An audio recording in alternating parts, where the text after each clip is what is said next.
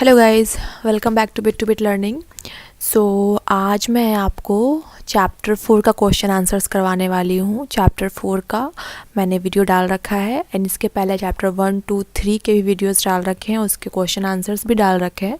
सो आप उसको भी देख लेना। मैं इसके लिंक में भी इसका डिस्क्रिप्शंस डाल दूँगी सो दैट आप उसको ईजिली एक्सेस कर पाओ एंड आप इसको देखो, आप इसको करके देखो। अगर आपने प्रीवियस वीडियो देखा होगा तो ऑब्वियसली आप इससे क्वेश्चंस के आंसर्स कर पाओगे। अगर आपने ध्यान से देखा होगा तो, अगर नहीं भी कर पा रहे हो तो कोई इशू नहीं है, दोबारा से पढ़ के देख लो। इतना कुछ हार्ड एंड फास्ट रूल नहीं है। ओके, सो हम लोग मूव करते हैं अपने पहले क्वेश्चंस की तरफ। इसमें क्या है, name 5 objects which can be made from would. तो यहाँ पे पहला क्वेश्चन हमें क्या बोल रहा है कि 5 हमें ऐसे ऑब्जेक्ट्स के नाम डालने हैं जो क्या है, वुड से बने हुए हैं। आप इसको सोचो कि वुड से बने हुए 5 ऑब्जेक्ट्स क्या हो सकते हैं। आप इसको कमेंट करो थोड़ा सो दैट मुझे भी आइडिया मिले। एंड तब तक मैं तो इसका नेक्स्ट स्लाइड में आंसर्स रखी हुई हूँ, लेकिन मैं चाहती हूँ कि आप इसके आंसर दो। ओके, सो यहाँ पे मैंने इसके आंसर्स लगा के रखे हैं। Table, chair, door, window, cot. Cot क्या होता है, खाट होता है। टेबल, चेयर, खिड़की, दरवाजे तो आपको पता ही होंगे। जो उसके जो खिड़की दरवाजे, इट मीन्स उसके जो लकड़ी के जो पार्ट होते हैं, मैं उसका बात कर रही हूँ। अब इसके प्लास्टिक्स के भी आते हैं, तो यहाँ पे जो लकड़ी के बने हुए हैं मैं उसका ही बात कर रही हूँ। तो आप इसको लेकर के मिसअंडरस्टूड मत हो जाना कि यहाँ पे प्लास्टिक के भी होते हैं तो मैं यहाँ पे क्यों लिख दी, क्योंकि प्लास्टिक के भी होते हैं और वुड के भी होते हैं, तो मैं यहाँ पे उसका वुड में एग्जाम्पल दे रही हूँ। ओके, सो हम लोग मूव करते हैं नेक्स्ट क्वेश्चन की तरफ। यहाँ पे क्या है, सेकंड क्वेश्चन में, select those objects from the following which sign. इन ऑब्जेक्ट्स में हमें उन ऑब्जेक्ट्स को सिलेक्ट करना है जो क्या करते हैं, साइन करते हैं। जैसे ग्लास बॉल हो गया, प्लास्टिक टॉय हो गया, स्टील स्पून हो गया एंड कॉटन शर्ट हो गया। आप खुद सोच के बताओ कि ग्लास बॉल क्या साइन करता है, यस और नो। प्लास्टिक टॉय साइन करता है। साइन का मतलब यहाँ पे जो मेटल का जो साइनिंग होता है, जो लस्टर प्रॉपर्टीज़ बोलते हैं, उसका मतलब ये है।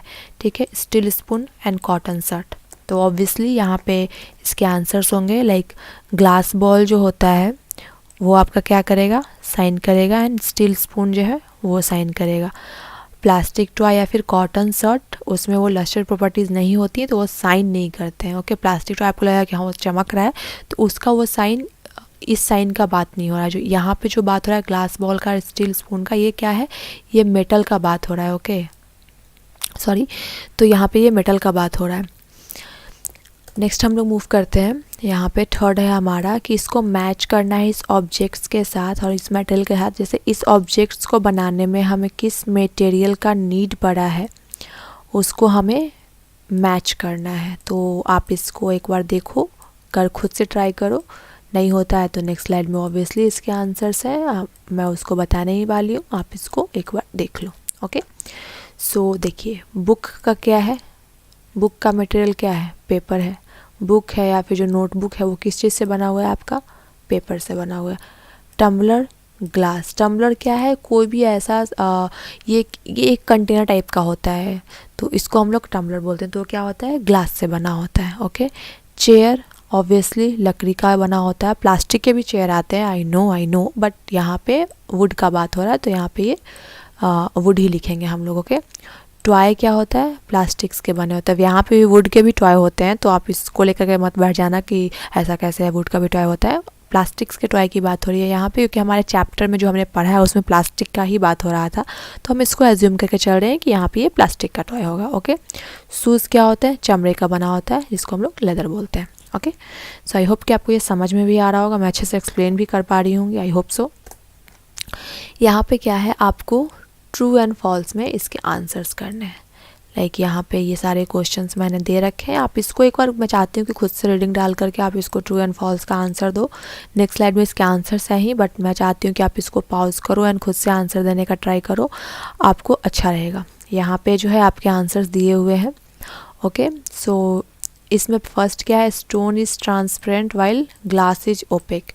तो स्टोन क्या है, ट्रांसपेरेंट है, एंड ग्लास क्या है, ओपेक है। ट्रांसपेरेंट एंड ओपेक के बारे में मैंने आपको बता दिया था। ओपेक का मतलब जिसके आर पार कुछ नहीं दिखे, ट्रांसपेरेंट का मतलब जिसके हम लोग आर पार देख सकते हैं। ट्रांसपेरेंट स्टोन क्या है, ट्रांसपेरेंट नहीं है। वाइल ग्लास क्या है, ओपेक है, नहीं, ग्लास के हम लोग आर पार देख सकते हैं। तो ये स्टेटमेंट क्या हो गया, ये फॉल्स हो गया। Okay. A notebook has lustre while eraser does not, ऐसा नहीं है, नोटबुक या फिर इरेजर दोनों में किसी में भी चमकने की प्रॉपर्टीज़ नहीं होती हैं, तो ये क्या हो जाएंगे, ये फॉल्स हो जाएंगे। चॉल्क डिजॉल्व्स इन वाटर, नहीं, चॉल्क ये मैंने आपको बताया था प्रीवियस जो वीडियो बनाया है उसमें, इसके बारे में मैंने डिस्कस किया था, अगर आपने देखा होगा तो आपको ध्यान होगा। ये वाटर में डिज़ोल्व नहीं होता है, ये वाटर में क्या है, इनसॉल्युबल है। सॉल्युबल एंड इनसॉल्युबल जब मैं पढ़ा रही थी उस टाइम पे मैंने इसको बताया था। Okay. A piece of wood floats on water, तो यस ट्रू है, जो लकड़ी का जो टुकड़ा होता है वो वाटर पे फ्लोट करता है।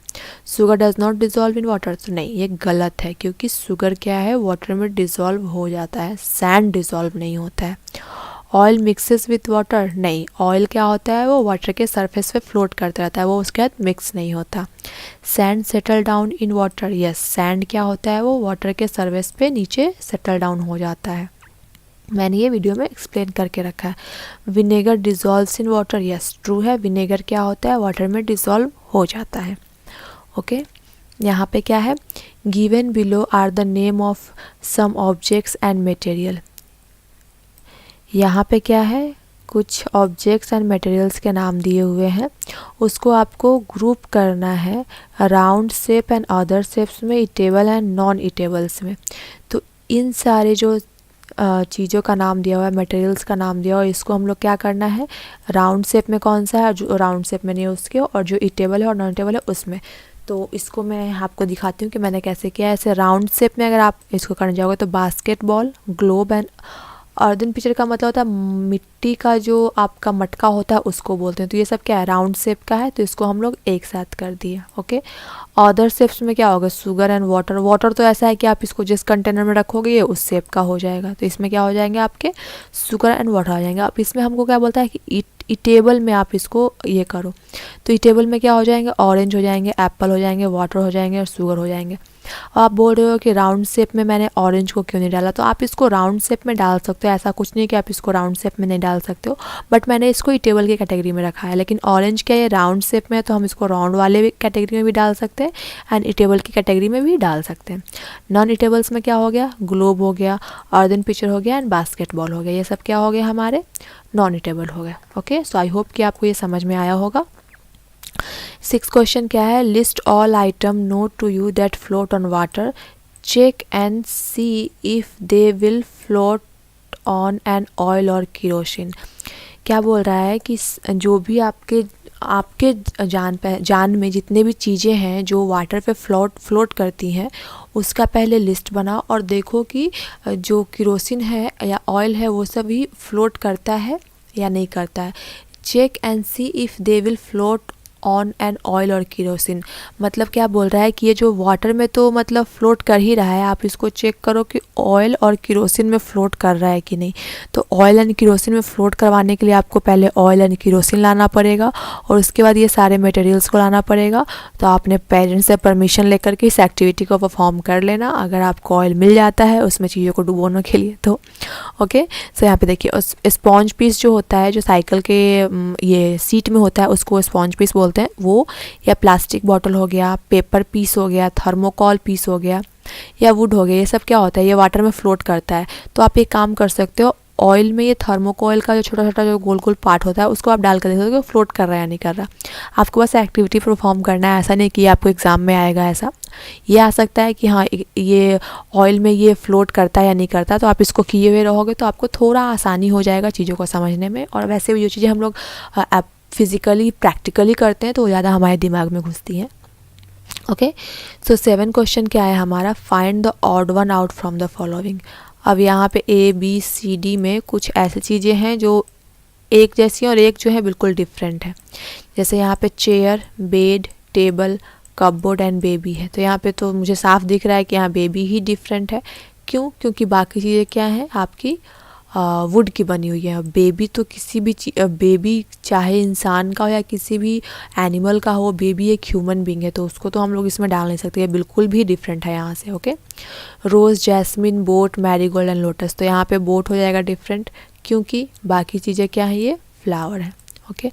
Aluminium, iron, copper, silver, sand, तो यहाँ पे क्या हो जाएगा, सैंड डिफरेंट है क्योंकि बाकी चीज़ें क्या है, ये मेटल है और सैंड क्या हो जाएगा, नॉन मेटल हो जाएगा। Sugar, salt, sand, copper sulphate, इन सब में क्या होता है, इसको हम लोग वाटर में सॉल्यूबल एंड इनसॉल्यूबल के हिसाब से इसको ग्रुपिंग किए हैं। तो सैंड एंड शुगर क्या है, सॉल्यूबल है, एंड कॉपर सल्फेट भी वाटर में सॉल्यूबल है एक हद तक, लेकिन सैंड क्या है, सॉल्यूबल नहीं है। तो यहाँ पे क्या हो जाएगा, सैंड हमारा ऑड हो जाएगा। सो यहाँ पे मैंने वही इसके आंसर्स दे रखे हैं, आप आई होप आपको समझ में आया होगा।